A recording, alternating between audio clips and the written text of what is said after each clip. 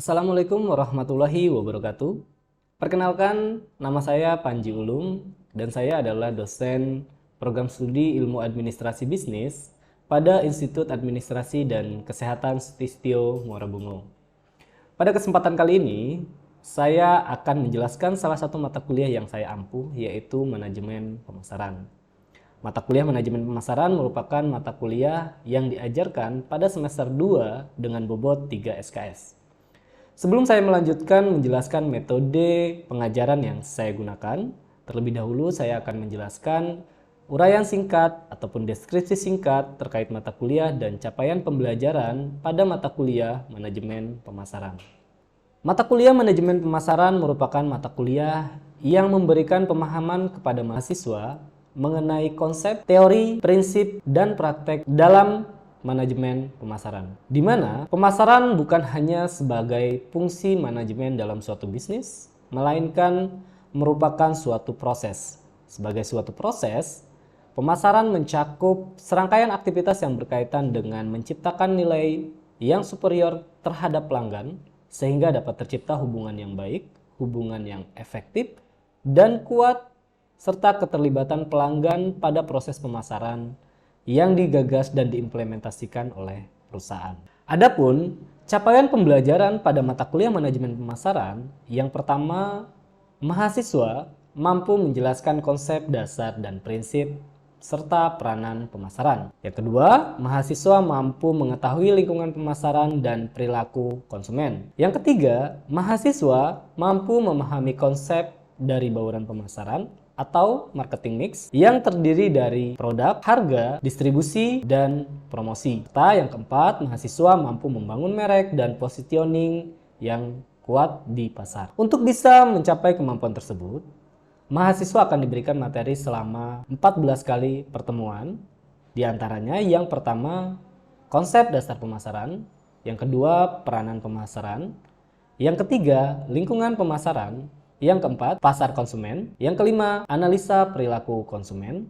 Keenam, pasar bisnis. Yang ketujuh, analisa perilaku bisnis. Yang kedelapan, STP marketing atau segmentasi, targeting, dan positioning. Yang kesembilan, marketing mix atau bauran pemasaran. Yang kesepuluh, konsep produk. 11, konsep harga. Ke-12, konsep distribusi. 13, konsep promosi. Dan yang ke-14, perbandingan antara selling versus branding. Pada mata kuliah Manajemen Pemasaran, nantinya lebih banyak melibatkan mahasiswa, seperti penguasaan materi inti, membentuk grup kelas, penugasan individu, dan mencari referensi yang terkait dengan tantangan dalam bidang pemasaran di masa yang akan datang, khususnya pada era digital saat sekarang ini. Selanjutnya, untuk metode pengajaran yang saya terapkan di sini, saya menggunakan 3 metode, yaitu delivery, interaction, dan assessment. Metode delivery menjelaskan materi apa yang akan dibawakan dan dicapai dalam mata kuliah selama 1 semester. Strategi yang saya gunakan dalam metode delivery yaitu yang pertama metode ceramah, yang kedua pemecahan masalah, dan yang ketiga diskusi kelompok. Metode ceramah saya lakukan dengan harapan mahasiswa dapat memahami dan memperoleh materi secara luas. Dalam menyampaikan materi, saya memberikan referensi buku ataupun bahan pendukung lainnya seperti slide presentasi dan soal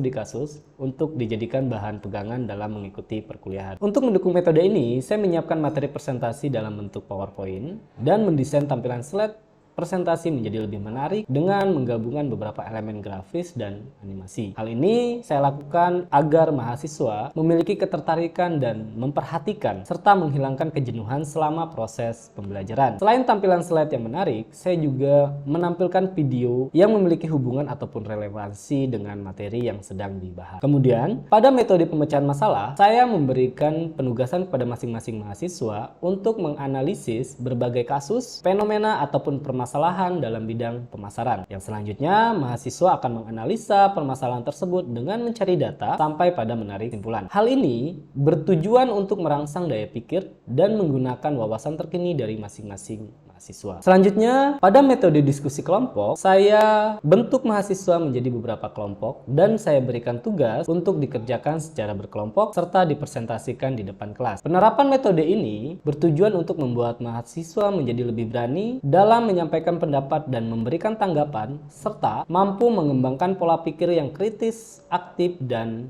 kreatif. Metode kedua dalam pengajaran yang saya terapkan adalah interaction, yaitu bagaimana saya menjalin dan membangun interaksi yang aktif dalam proses belajar mengajar antara saya dengan mahasiswa. Saya berinteraksi secara aktif dengan mahasiswa selama proses pembelajaran, di mana saya melakukan tanya jawab kepada mahasiswa terkait materi yang sedang disampaikan. Proses interaksi ini juga dilakukan di luar perkuliahan dengan bantuan beberapa media seperti WhatsApp ataupun email. Hal ini agar mahasiswa dapat berdiskusi atau menanyakan terkait materi perkuliahan ataupun tugas yang diberikan. Dalam hal pengumpulan tugas, baik secara individu maupun tugas kelompok, saya menggunakan media Google Drive, email, dan grup WhatsApp. Tujuan saya agar mahasiswa dapat menggunakan berbagai macam media yang bisa dimanfaatkan untuk mengirim tugas di era digital saat sekarang. Tugas tidak perlu lagi di-print, namun dapat dikirimkan melalui media online. Selain itu, saya juga mengembangkan website pribadi yang dapat diakses secara online dengan alamat www.panjiulum.com, di mana dalam website tersebut, saya menyediakan materi perkuliahan yang dapat diakses dan di-download secara bebas oleh setiap mahasiswa. Hal ini saya lakukan untuk mendukung kegiatan pengajaran, sehingga memudahkan mahasiswa dalam memperoleh pemahaman lebih luas terkait materi perkuliahan. Metode ketiga yang saya lakukan dalam pengajaran adalah asesmen atau penilaian, yaitu bagaimana saya melakukan pengukuran terkait penilaian secara objektif di dalam kelas. Untuk sistem penilaian yang saya lakukan kepada mahasiswa bukan hanya kognitif, tetapi juga penilaian afektif dan psikomotorik. Penilaian akhir yang diberlakukan pada Institut Administrasi dan Kesehatan Stistio Marabungo memiliki beberapa komponen, yaitu yang pertama absensi atau kehadiran sebesar 15%, perilaku 10%, tugas terstruktur dan belajar mandiri 20%, ujian tengah semester 15%, dan yang terakhir ujian akhir semester sebesar 40%. Untuk penilaian tugas, saya dasarkan pada originalitas jawaban dari masing-masing mahasiswa, kerjasama kelompok, dan kebenaran penjelasan dari tugas yang diberikan. Saya sangat menekankan agar setiap mahasiswa dapat mengerjakan tugas secara mandiri dan harus berbeda dengan rekan mahasiswa lainnya. Hal ini agar masing-masing memiliki kemampuan untuk memberikan pendapat dari sudut pandang yang berbeda. Hasil evaluasi ataupun nilai, saya informasikan secara transparan kepada mahasiswa di akhir semester sebelum pelaksanaan ujian akhir semester. Hasil evaluasi tersebut biasanya saya sampaikan melalui grup WhatsApp, di mana masing-masing mahasiswa dapat melihat nilai sementara yang mereka dapatkan. Jika ada tugas yang belum dikumpulkan, dapat segera diselesaikan. Ataupun jika ada nilai yang kurang bagus atau kurang baik, masih dapat dilakukan perbaikan. Berikut ini saya tampilkan cuplikan video proses pembelajaran yang saya lakukan pada mata kuliah Manajemen Pemasaran. Semoga hal ini dapat memberikan gambaran terkait bagaimana proses pembelajaran saya di dalam kelas dan interaksi yang saya lakukan saat proses pembelajaran kepada mahasiswa. Assalamualaikum warahmatullahi wabarakatuh. Waalaikumsalam warahmatullahi wabarakatuh. Oke, baik. Selamat siang semuanya. Siang, Oke, hari ini kita kembali bertemu di mata kuliah Manajemen Pemasaran. Ya, hari ini kita sudah masuk di pertemuan yang ke-13, yang artinya sekitar dua kali pertemuan lagi. Insya Allah kita sudah akan melaksanakan ujian akhir semester. Ya. Jadi, sebagaimana yang pernah saya sampaikan bahwa untuk UAS itu materinya kita mulai dari materi setelah UTS. Ya, jadi kalian yang sebelumnya sudah mempelajari beberapa bagian dari mata kuliah kita, itu mulai dari, kalau nggak salah, mulai dari tempat, lalu promosi sampai kepada kemarin segmentasi pasar. Di dalam bauran pemasaran kita kemarin mengenal 4 ya. Ada 4 bauran pemasaran yang secara umum kita gunakan. Namun perlu diingat bahwa di dalam pemasaran ya, atau ketika kita akan menjalankan yang namanya pemasaran, kita pasti akan memasarkan sebuah produk yang memiliki nama. Artinya produk yang kita buat itu pasti produk yang akan kita beri nama atau istilahnya label atau istilahnya merek. Ya, kalian mungkin mengenal label, merek, atau brand, nah seperti itu.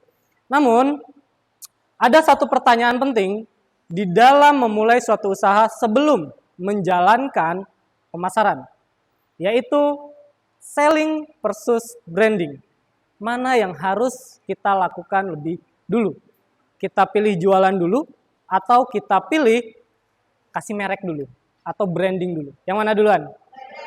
Branding dulu. Ada yang berani jawab lain? Kita jualan dulu aja Pak, branding belakangan. Kenapa branding dulu? Mudah dikenal. Selain itu, supaya apalagi? Dampak ke pemasaran. Ada lain? Gimana? Lebih meyakinkan. Jadi produknya supaya lebih meyakinkan. Menurut kalian, branding itu apa? Brand, ya, branding brand. Ya, benar. Branding itu brand, ya. Selain itu, oke, branding itu brand, merek ya, brand itu merek, bahasa Indonesianya merek lah. Selain itu, nama produknya, ya merek itu nama produk. Selain itu, dalam sebuah branding apa saja? Nama produk, merek, ya, asal dari mana, masuk, ya Indonesia atau luar negeri, ya atau Vietnam, nah mungkin asal produksi ya. Selain itu, kemasan, ukuran, kemasan, tampilan. Nah, yang seperti itu. Namun, sebelum jauh kita membahas tentang selling dan branding, kita harus pahami dulu karakter dari masing-masing bagian. Artinya, apakah benar bahwa kita harus branding dulu atau kita justru harus jualan dulu deh, yang penting. Ya. Nah, sebelum kita mulai, saya akan menampilkan beberapa gambar. Ini gambar apa? Air minum. Apa yang kalian ingat ketika mendengar air minum, air mineral? Le mineral, aqua, aguen. Oke, ini apa? Deterjen. Apa yang kalian ingat kalau dengar kata deterjen? Bom. Rinso, bom, ya daya, terserah lah ya. Ini apa? Apapun makanannya, minumnya? Apa? Teh botol? Oke. Ini apa? Indomie. Saya nggak nyebut brand, tapi dia langsung nyebut Indomie. Ya. Jadi kita flashback belakang, ya. Kita flashbacknya gini. Ketika seseorang ditunjukkan hanya menyebut air mineral, ya mindset kita langsung ke beberapa produk, terutama yang paling pionirnya sering teringat adalah Aqua. Ketika ibu-ibu ya disebutkan istilahnya deterjen, mereka tidak akan membeli mengatakan bahwa beli deterjen enggak. Yang teringat di dalam benak mereka adalah beli Rinso. Walaupun istilahnya ketika di pasar yang ada merek lain. Ketika ya kita makan ataupun minum apapun ya selalu terngiang bahwa apapun makanannya minumnya teh botol sosro, walaupun yang kita minum adalah teh, es teh. Ya. Karena apa? Sudah tertanam di benak kita teh botol gitu loh, teh botol sosro. Walaupun yang dicari teh botolnya nggak ada, es tehnya ada. Istilahnya gitu. Sama, ketika kita ingat mie instan, ya, mindset pertama kita Indomie, walaupun ada sedap, mie lain sebagainya. Ya. Ini menunjukkan bahwa branding ataupun merek dari sebuah produk tersebut sudah istilahnya melekat dalam benak konsumen. Ya, nah jadi perlu diingat bahwa produk yang memiliki merek dengan baik itu pada dasarnya mereka punya yang menjadi dua hal yang tidak dapat dipisahkan antara produk dan merek. Produknya apa, mereknya apa. Artinya, ketika kita menjalankan suatu pemasaran, selain buat produk, pikirkan mereknya. Ya. Kenapa seperti itu? Karena apa? Salah satunya adalah untuk menekankan ke benak konsumen bahwa produk ini adalah ini mereknya. Fried chicken atau ayam goreng identik dengan mereknya apa? KFC. Ya. Burger itu identik dengan Burger King. BK. Pizza itu identik dengan Pizza Hut. Walaupun ada Domino's Pizza dan lain sebagainya, pizza. Tapi kalau yang namanya pizza ya udah Pizza Hut gitu. Ya, fried chicken, ayam goreng, ya KFC. Walaupun ada merek-merek lain. CFC ada, CFC ada, ya kan. Banyak ya merek-merek lain, tapi ya identiknya lebih ke KFC, ya. Hampir diyakini bahwa merek menunjukkan kualitas untuk suatu barang atau jasa. Percaya? Percaya, harus percaya. Jadi percaya nggak percaya memang harus percaya, ya. Merek itu terkadang mencerminkan istilahnya kualitas dari sebuah produk. Walaupun ya ketika kalian tidak menyebutkan ya istilahnya mereknya, hanya dari simbolnya aja B ada seperti identik B dan S, orang udah tahu itu produk siapa. Produknya siapa? Button Scrub. Dan orang sudah tergambar berapa harganya produk tersebut. Tapi yang ori. Ada hashtag orinya. Harus ori ya. Artinya itu sudah menunjukkan bahwa ini produk mahal tanpa harus ada tulisan Button Scrub. Sama. Ini mungkin kelihatan SP. Kalau yang Apple ya hanya logonya saja tanpa tulisan Apple-nya, orang sudah tahu itu MacBook. MacBook harganya rentang sekian-sekian dengan kualitas yang seperti ini. Jadi jangan heran ya kalau banyak dari kita yang berfoto di depan cermin sambil menampilkan logo Apple digigit sebelah. Karena apa? Orang sudah tahu gitu kan. Jadi walaupun kalian pakai Samsung yang sekian 20 juta ke atas ya orang tahu itu Samsung. Samsung. Walaupun kalian pakai iPhone ya kan, second ya 5 juta. Sejuta ada ya? Masih ada yang sejuta. Nah, mungkin ada ya. Yang sejutaan, orang tahu itu iPhone. Dan mereka nggak akan nanya, second atau enggak. Second atau enggaknya nggak peduli. Tapi orang udah tahu itu iPhone. Gitu. iPhone tuh kelasnya gimana, harganya gimana, udah tahu mereka. Yang jadi pertanyaan selanjutnya adalah kembali ke awal tadi. Mana yang lebih dulu harus kita lakukan? Apakah kita harus selling dulu atau branding dulu? Ya. Sekarang gini. Masih banyak pertanyaan yang sering muncul tentang sebaiknya branding dulu atau jualan dulu yang biasanya ditanyakan oleh para pelaku usaha. Mana sih yang harus duluan? Ya, lebih baik kita jualan dulu aja atau kita harus mikirin nih brandingnya gimana? Ya, mereknya apa? Logonya gimana? Warnanya apa? Kemasannya gimana? Labelnya gimana? Ya. Jadi kebanyakan dari kita itu mikir ke sana. Ya. Akhirnya ya udahlah bikin seadanya aja karena malas mikir branding. Branding harus bikin logo, harus ngasih nama, harus kasih label, kemasan harus cantik dan lain sebagainya. Kebanyakan pelaku usaha banyak mikirnya malas ke sana. Padahal branding dan selling itu adalah salah satu hal yang harus dipilih duluan ya tergantung beberapa kondisi sebenarnya. Ya ada beberapa kondisi yang menentukan kita harus selling dulu. Kita harus branding dulu. Lantas apa itu selling? Selling apa?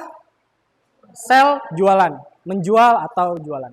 Berasal dari kata selling, sales, ya, jualan. Nah, kenapa jualan nggak mesti harus ketemu langsung? Kenapa? Karena sudah canggih, banyak ya metode sekarang untuk berjualan online. Ya, mau pakai sosial media bisa, TikTok, ya, lagi rame itu. Mau pakai marketplace, Shopee, Tokopedia, Lazada, Blibli, bebas. Ya, mau buka website sendiri, ya terserah. Kalau ada modalnya silahkan, ya kan. Poin kedua, apa itu branding? Tadi awalnya apa? Merek, ya, kemasan, label, logo itu termasuk. Ya. Nah, sekarang yang jadi pertanyaan kita, branding adalah berasal dari kata brand. Ini pemahaman atau istilahnya merek. Yang artinya bahwa di dalam sebuah branding itu bukan cuma sekedar merek. Jadi kalau kalian berbicara branding, ya, itu bukan cuma sekedar berbicara nama usaha kita, merek kita, ya, ataupun logo. Tidak, tapi masuk di dalamnya semua hal yang berkaitan dengan merek tersebut atau dengan istilahnya dengan brand tersebut, kemasan, termasuk warna. Kenapa? Contoh, kalian pilih logo itu warnanya biru. Maka semua kemasan kalian itu harus minimal mencantumkan nama warna biru. Sama seperti kampus kita. Kampus kita membranding diri itu menjadi kampus Tosca. Artinya semua sosial media, ya, semua hal-hal yang berkaitan dengan promosi, dengan pemasaran itu harus mencerminkan warna Tosca. Kalau kalian datang ke istilahnya kemana ya? Ke BSI itu sama, hampir biru-biru Tosca. Ya, BSI kan logonya ada biru Tosca kan, hampir seperti biru kita sebenarnya. Cuma dia sedikit lebih muda kayaknya warna birunya, BSI.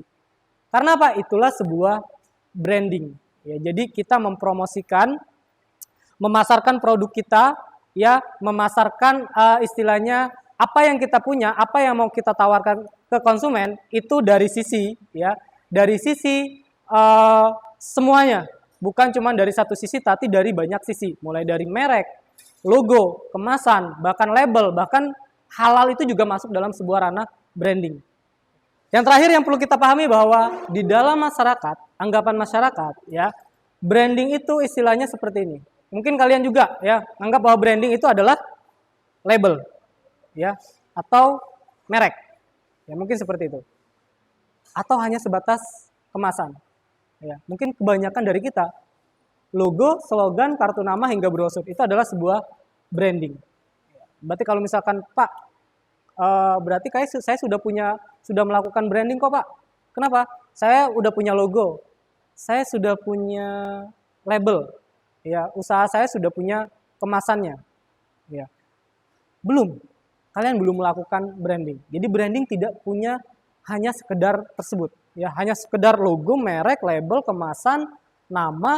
Nah, tidak sesederhana itu, ya istilahnya tidak sesederhana itu. Ya, desain logo, slogan memang menjadi bagian dari branding, tapi sebenarnya komponen-komponen kecil lainnya itu juga menjadi bagian dari sebuah branding. Contoh sederhananya, warna. Warna merah identik dengan apa? Merah dan putih. Enggak, gini, kalau kalian usaha ya, kita arahkan ke bisnis. Usaha kalian, makanan identik dengan warna kuning, masuk. Merah, masuk. Oranye. Itu adalah hijau, masuk enggak? Masuk. Apa? Oke, jadi enggak restoran atau brand merek-merek restoran, makanan, sesaji, makanan istilah rumah makan itu identik dengan warna kuning, dengan warna orange, warna merah. Kenapa? Karena filosofinya warna-warna tersebut istilahnya meningkatkan selera makan kebanyakan. Jangan kalian kasih warna putih logo kalian. Ya. Pak, putih kan bersih, clean dan lain sebagainya. Enggak cocok. Kalau tempat makan kalian hias dengan warna putih. Tapi kalau kalian buka istilahnya kafe, coffee shop, ya, itu identik dengan warna-warna yang seperti apa? Hitam, coklat, abu-abu, ya, yang seperti itu. Jadi kalau kalian lihat kafe itu pasti identik dengan tiga warna itu, coklat, hitam, abu-abu, bahkan ada yang beberapa yang warna putih juga, clean dia. Nah, karena apa? Orang datang ke kafe itu bukan yang lapar. Ya, kalian datang ke kafe itu, kalian lapar datang ke kafe enggak seperti itu. Atau kalian ke kafe itu karena memang kalian pengen makan yang istilahnya makan berat, enggak, kecenderungannya tidak ke sana. Orang datang ke coffee shop, ke kafe itu adalah untuk istilahnya cari ide, hanya sekedar ngobrol dengan teman, ya kan, atau menenangkan diri, bahkan istilahnya buka laptop, kerja dan lain sebagainya. Artinya kesana itu bukan yang untuk meningkatkan gairah makan, bukan. Beda kalau kalian buka usaha yang istilahnya serius, kalian buka perbankan, kalian buka usaha misalkan percetakan dan lain sebagainya, usaha-usaha yang basicnya adalah serius, pendidikan dan lain sebagainya. Nah itu beda warnanya, ya. Nggak boleh warna yang nyeleneh, harus menunjukkan serius. Makanya warna biru dipakai, warna-warna istilahnya yang tegas dipakai, ya kan. Ungu mungkin beberapa juga ada perusahaan yang menggunakan warna ungu, ya kan. Warna biru muda, warna navy, itu kecenderungan warna navy itu banyak tuh dipakai. Ya, warna-warna yang seperti itu. Nah, itu menjadi bagian dari sebuah branding. Kalian netapin logo, netapin warna itu juga harus benar, ya. Ingat logo Pertamina? Hah?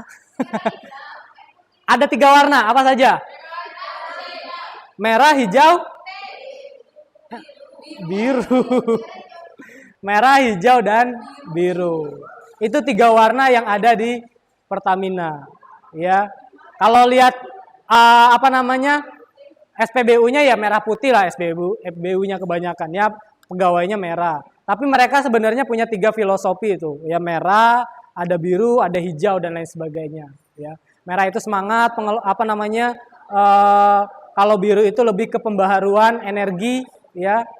Kalau yang hijau yang energi, yang biru itu adalah keseriusan. Ya. Loyalitas, keseriusan, dan lain sebagainya itu lebih mengarah ke warna biru.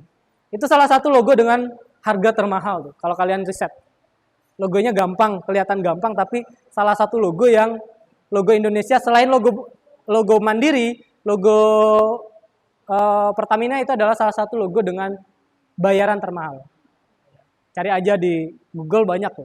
Ada informasinya, logo paling mahal di Indonesia. Salah satunya logo Pertamina. Ya, saya lupa berapa M-nya, tapi itu salah satu logo termahal. Ya. Nah, jadi setelah pembahasan tadi, kembali ke pertanyaan awal. Mana yang lebih dulu? Brand dulu atau jualan dulu? Brand dulu. Nah. Jualan dulu atau mending mikirin jualan dulu atau mikirin brandingnya dulu?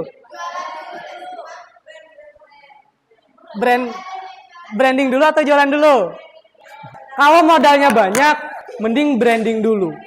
Ya, branding dulu. Karena apa? Nge-branding itu tidak mudah. Kalau cuma bikin logo, belum branding.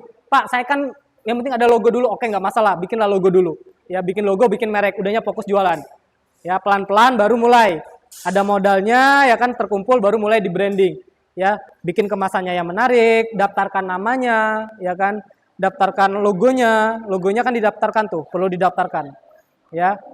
Tapi kalau kalian modalnya sudah besar, ya, modalnya sudah banyak dan lain sebagainya, udah daftarkan merek kalian, ya, supaya aman, langsung pikirkan packagingnya, kemasannya, kalau perlu halalnya dibikin dan lain sebagainya. Ya. Jadi kesimpulan dari materi kita, kalau kita lihat ke lingkungan kita, terutama UMKM, ya, banyak dari UMKM kita yang hanya fokus di sini. Ya. Jadi kalau kalian sebagai mahasiswa bisnis, ya, yang memahami dari sisi pemasaran misalkan, kalian bisa membantu mereka dari sisi branding sebenarnya. Karena saat ini kebanyakan UMKM kita itu lebih banyak fokus di sini. Karena mikir di sini ribet. Ya. Kenapa? Contoh sederhananya, ketika kalian ke minimarket, misalkan Mentari, Buana, dan lain sebagainya, lihat di bagian UMKM. Kebanyakan packaging mereka standar banget. Makanan dikasih label kecil. Iya nggak? Nah, stiker lah, bukan label ya, stiker lah. Udah. Ya. Kalau berbicara kenapa hanya seperti itu? Mungkin mereka akan menganggap ini. Nggak ada modal. Iya, nggak ada modal. Dan fokus mereka memang hanya jualan. Padahal, ya, salah satu upaya untuk meningkatkan identitas mereka harusnya di branding. Mungkin sederhana aja. Kalian mungkin pernah membandingkan kenapa kok button scrub itu bisa berani ngambil harga di 400 ribuan untuk sebuah jilbab. Yang notabene-nya itu mungkin akan setara dengan satu buah gamis bagi perempuan, ya kan? Kenapa dia berani? Lalu kalian coba bandingkan dengan produk serupa di harga 200 ribu. Kalian lihat bahannya dan lain sebagainya. Kalian bisa membandingkan. Mungkin si button scrub adalah produk yang memang nge-branding dirinya sebagai produk mewah. Jadi orang hanya lihat logo saja udah tahu. Wah, dan istilahnya orang yang pakai itu bukan istilahnya sudah langsung punya image, wah produknya button scrub nih. Gitu. Mungkin itu yang ingin di-branding, dibangun, dibandingkan brand lain. Jadi nggak masalah dia ngasih harga segitu, karena brandingnya memang ke sana. Gitu. Ya, jadi itu untuk pertemuan kita hari ini, untuk materi kita hari ini, ya. Ada pertanyaan sebelum kita tutup? Cukup? Selesai? Selesai. Ya. Oke, jadi itu ya pertemuan kita hari ini berkaitan dengan selling dan branding. Ini salah satu materi yang kemungkinan besar akan saya masukkan juga dalam UAS kita. Jadi kalian harus bisa menentukan ya ketika suatu usaha itu layak untuk jualan dulu dan kapan dia harus mulai melakukan yang namanya branding. Memang sekali lagi itu kembali kepada masing-masing pemilik usahanya. Tergantung modal lah Pak yang jelas. Ya, tergantung modalnya. Ya, jadi itu untuk pertemuan kita hari ini. Ya, mudah-mudahan bisa kalian pahami dan bisa diterapkan buat kalian yang memang coba untuk usaha. Ya, jadi kalau masih modal kecil udah fokus jualan aja. Cari konsumen sebanyak-banyaknya. Kalau punya modal besar ya silahkan. Kalau mau langsung di branding. Oke, untuk itu, untuk pertemuan hari ini saya kira cukup. Terima kasih. Saya Ri. Wassalamualaikum warahmatullahi wabarakatuh. Demikian deskripsi singkat mengenai mata kuliah manajemen pemasaran yang saya ampuh. Semoga hal ini dapat memberikan sedikit gambaran mengenai kegiatan pada bidang pendidikan dan pengajaran yang saya lakukan sebagai dosen di Institut Administrasi dan Kesehatan Sutistio Muara Bungo, khususnya pada program studi Ilmu Administrasi Bisnis. Atas perhatiannya, saya ucapkan terima kasih. Saya Panji Ulum. Wassalamualaikum warahmatullahi wabarakatuh.